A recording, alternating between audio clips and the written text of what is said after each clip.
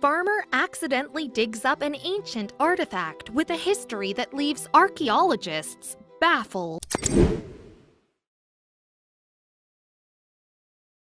It was just like any other day in the county of Silchester in Hampshire, England. A farmer was getting ready because he had to leave early for his work and wrap up the leftover plowing as soon as he would reach the field. It had been days and he was not able to concentrate on his work like before. For him, the plowing had always been a monotonous job. He never used to look forward to his mundane work every day, but he had to do it because this was the only way he was able to make two ends meet. As his kids were growing, now he needed to have a stable job that would pay him enough so that he had enough to fill everyone's stomach as well as do certain savings. The farmer was aware that as soon as the sun would be settling, it would become difficult for him to plow afterward as the weather would turn a bit chilly. The moment he was trying to plow a patch, he thought he heard a noise. At first, he thought he had been mistaken, but his doubt materialized as soon he came back upon the spot while plowing.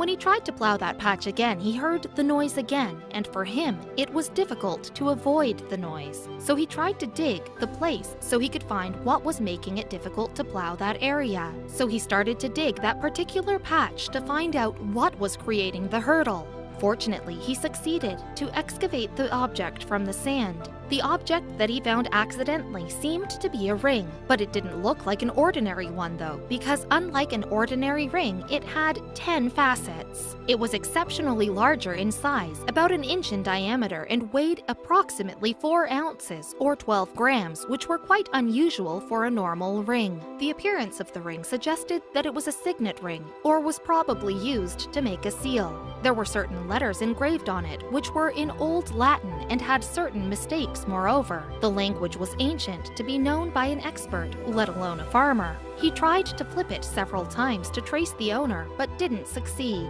But what could he make out of his knowledge about the language it was?